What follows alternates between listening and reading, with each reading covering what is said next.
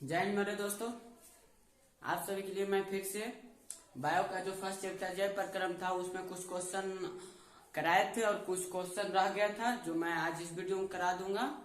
तो आप लोग मेरे चैनल पर नए हैं तो मेरे चैनल को सब्सक्राइब करें और वीडियो को पूरा देखें अंत तक, ताकि आप लोग अच्छे से समझ सके और अच्छे से आप लोग याद कर लेंगे। ये सभी क्वेश्चन आपके एग्जाम के लिए भी आई है। चलिए मैं क्वेश्चन बता रहा हूँ। देखिए, पोषण क्या है, इसके विभिन्न चरण कौन कौन है, यानी पोषण क्या है और पोषण कितने प्रकार के होते हैं, इसके बारे में बताना है। देखिए, सभी जीव अपने विकास और वृद्धि के लिए जो पोषक तत्वों का उपयोग करते हैं उसे ही पोषण कहा जाता है। यानी सभी जीव अपना पोषण करने के लिए, वृद्धि और विकास के लिए जिस भी तत्व का उपयोग करता है, यानी उस प्रक्रिया को ही पोषण कहते हैं।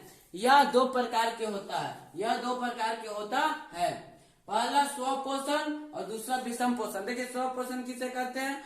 वैसा पोषण जो अपना भोजन स्वयं बनाता है, यानी वो अपने पर निर्भर रहता है, खुद पर निर्भर रहता है, उसे स्व पोषण कहते हैं। और जो दूसरे पर निर्भर रहता है उसे विषम पोषण या परजीवी सब कहते हैं ना, उसका नाम है परजीवी। पर पोषण कह सकते हैं भी उसे। लेकिन दूसरा क्वेश्चन क्या है, हमारे शरीर में हीमोग्लोबिन के कमी का क्या परिणाम है, यानी क्या परिणाम, हमारे अगर शरीर में हीमोग्लोबिन का कमी हो जाए तो उसका क्या परिणाम हो सकता है, और हमारे लिए लाभदायक होगा कि हानिकारक होगा, ये बताना है ना। तो देखिए क्वेश्चन क्या, हमारे शरीर में हीमोग्लोबिन परिवहन का कार्य करता है। हम जानते होंगे कि रक्त रहता है, उसमें हीमोग्लोबिन मिला रहता है, जिसके कारण उसका रक्त का रंग क्या होता है, लाल होता है हीमोग्लोबिन के कारण। अगर इसका कमी हो जाएगा तो श्वसन के लिए आवश्यक O2 की प्राप्ति नहीं होगा। क्यों नहीं होगा? क्योंकि ये हीमोग्लोबिन रक्त में मिलकर O2 का ढोने का काम करता है, यानी O2 हमारे शरीर के विभिन्न अंगों तक पहुंचाता है। कौन? तो हीमोग्लोबिन जो रक्त में मिला रहता है। और देखिए, जिसके कारण हम शीघ्र थक जाएंगे। अब जब हमारे शरीर को ऊर्जा नहीं मिलेगा क्या होगा? हम थक जाएंगे। उसके बाद हमारा भार भी कम हो जाएगा, यानी हमारा वजन भी कम हो जाएगा, हमारा रंग पीला पड़ जाएगा तथा हम कमजोर हो जाएंगे। देखिए, हीमोग्लोबिन के कारण हमारा रक्त क्या होता है? लाल होता है। अगर हीमोग्लोबिन हट जाए तो क्या हो जाएगा? पीला। यानी रक्त का, ब्लड का, खून का रंग, वास्तविक रंग क्या है? तो पीला है। ठीक है। अगर हीमोग्लोबिन को हटा दिया जाए तो क्या हो जाएगा? हमारा रंग क्या हो जाएगा? पीला हो जाएगा। ठीक है।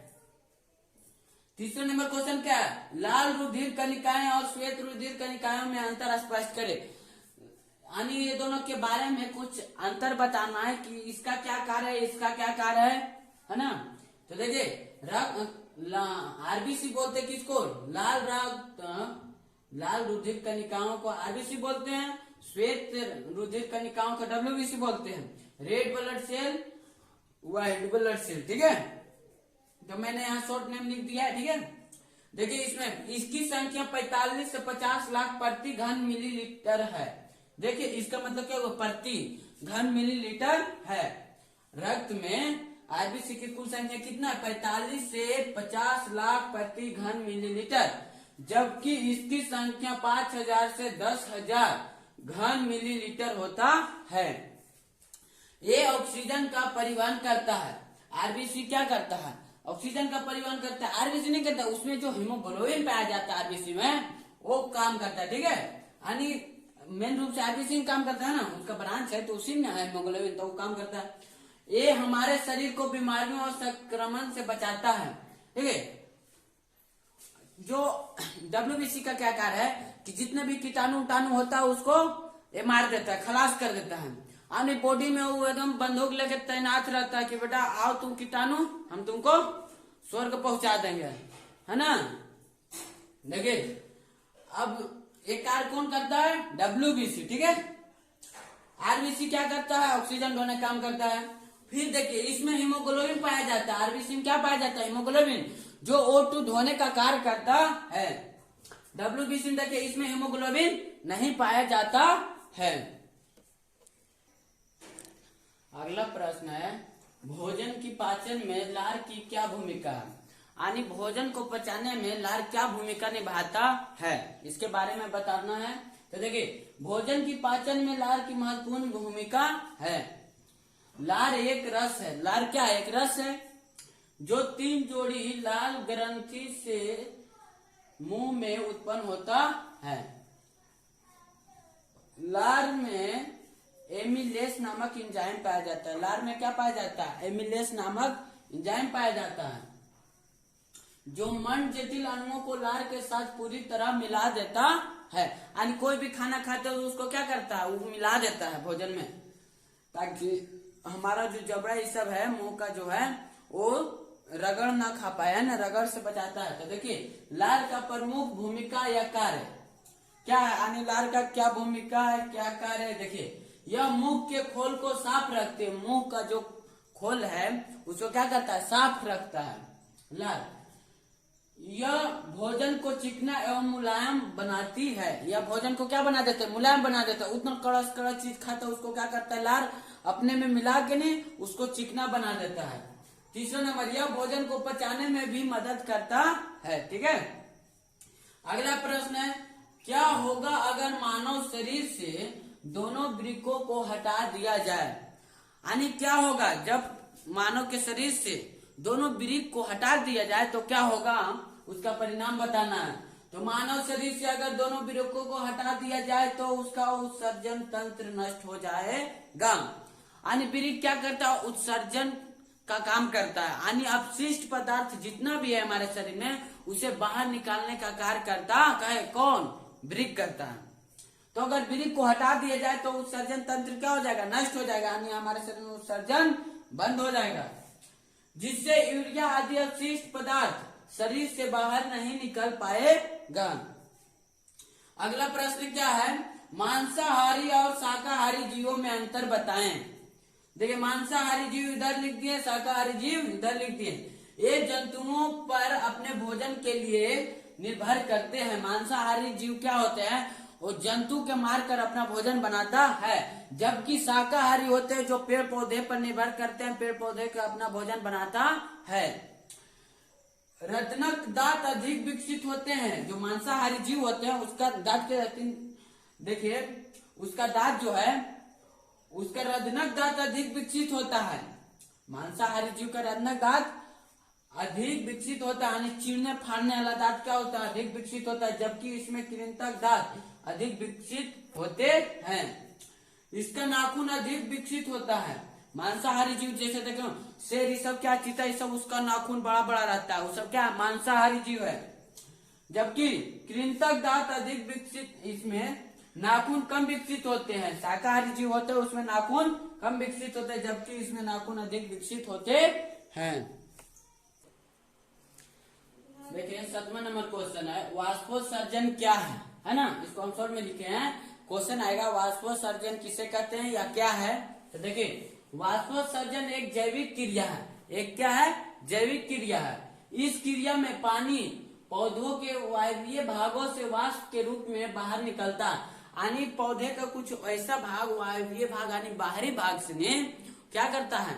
वाष्प बन के निकलता है, पानी यानी जल वाष्प बन के निकलता है। यह क्रिया रक्षक कोशिकाओं के द्वारा बाहर निकलती है। यानी रक्षक कोशिकाओं में यह क्रिया संपन्न होती है। ठीक है। अगला क्वेश्चन क्या है? विसरण। ये भी वैसा है, विसरण क्या है पूछेगा क्वेश्चन, या विसरण किसे कहते हैं, विसरण प्रक्रिया क्या है, ये बताना है। देखिए, विसरण वह क्रिया है जिसमें उच्च सांद्र से, यानी उच्च सांद्र से निम्न सांद्र के क्षेत्र में आयनों और अणुओं का अभिगमन करता है, यानी भेजता है ना, आदान प्रदान करता है। उच्च सांद्र से निम्न सांद्र तक आदान प्रदान करता है। विसरण में अर्ध पारगमय झिल्ली से होकर अभिगमन नहीं करता है। विसरण क्रिया में अर्ध पारगमय झिल्ली, अर्ध पारगमय झिल्ली मतलब क्या, जैसे आधा, मतलब आधा किसे कहता है? अर्ध पारभासी जिसको कहते हैं, और चलने देखे वैसे यानी आधा आधी जाली रहे, ठीक है, उसे अर्ध पारगमय कहते हैं। देखिए, यह क्रिया ठोस, द्रव और गैस तीनों में हो सकती है। विसरण की क्रिया तीनों अवस्था में हो सकती है। अगला क्वेश्चन क्या है, रक्तदाब क्या है, इसे कैसे मापते हैं, रक्तचाप अधिक बढ़ने से क्या क्षति होता है, यानी बताना है रक्तदाब क्या है, इसे कैसे मापा जाता है, अगर ये रक्तदाब बढ़ जाता है तो हमें क्या हानि होती है, इसके बारे में बताना है। देखिए, रक्तवाहिकाओं की दीवारों के विरुद्ध, रक्तवाहिकाओं की रक्त के जो विरोध दाब लगता है उसे ही रक्तदाब कहते हैं, यानी रक्त के विरुद्ध जो दाब लगता है उसे रक्तदाब कहते हैं। इसे स्फाइग्मो मैनोमीटर से नामक यंत्र से मापा जाता है। ठीक है, यहाँ पर इसे कैसे मापा जाता है, तो इसे मापा जाता है रक्तचाप अधिक बढ़ने से क्या क्षति होती है। देखिए, सामान्य परकुंचन दाब 120/80 mm होता है, यानी एक स्वस्थ मनुष्य के लिए रक्तदाब कितना होता है, 120/80 होता है। बढ़ जाने से आंख, मस्तिष्क आदि अंगों की धमनी फट सकती है। अगर रक्तदाब बढ़ जाएगा मनुष्य के शरीर में तो उसका आंख की धमनी, मस्तिष्क की धमनी और बहुत सारे चीजों की धमनी फट सकती है। ठीक है, 10वां नंबर क्वेश्चन क्या है, लसिका वाहिकाएं और रुधिर वाहिकाएं में क्या अंतर है, स्पष्ट करें, बताएं। क्वेश्चन पूछेगा ऐसे, तो देखिए, लसिका वाहिकाएं इधर लिख दिए, रुधिर वाहिकाएं इधर लिख दिए। यह रंगीन होते हैं, लसिका वाहिकाएं का कोई रंग नहीं होता, रंगीन होता है, कोई रंग नहीं होता। रुधिर वाहिकाएं ये क्या होती है, लाल होती है। ब्लड कैसे रंग का होता है, लाल रंग के। और वास्तविक पूछ दिया जाए ब्लड का रंग तो क्या हो जाएगा, पीला। लाल किसके कारण होता है, हीमोग्लोबिन के कारण। हीमोग्लोबिन क्या कार्य करता है, तो O2 का क्या करता है, परिवहन करता है। ठीक है, देखिए इसमें दूसरा, ये लसिका का परिवहन करता है, लसिका का परिवहन, ये रक्त का परिवहन करता है। रुधिर वाहिकाएं रक्त का परिवहन करता है। ये रक्त कोशिका से बड़ी होती है, ये रक्त कोशिका से बड़ी होती है, कौन, लसिका वाहिकाएं। जबकि ये क्या, अगर ए वाला इससे बड़ा है तो ए वाला क्या होगा, इससे छोटा है, तो ये लसिका वाहिकाएं से छोटी होती है। तो मुझे विश्वास है कि आप लोग समझ गए होंगे, इसे याद कर लेंगे। आप सभी के लिए एग्जाम के लिए VVI क्वेश्चन है, ये सबको आप लोग अच्छे से याद करके लिख लेंगे और कमेंट करना ना भूलेंगे, लोग लाइक जरूर करेंगे। तो मैं अगले क्लास में फिर मिलता हूँ। जय हिंद, जय भारत।